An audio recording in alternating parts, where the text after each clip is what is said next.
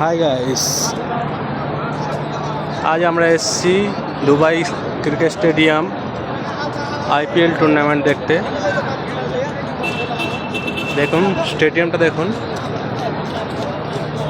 কি সুন্দর।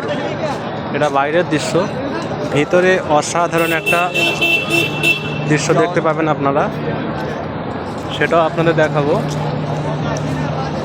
দেখুন কত লোক, কত মানুষ খেলা দেখতে এসছে। পিছনে আছে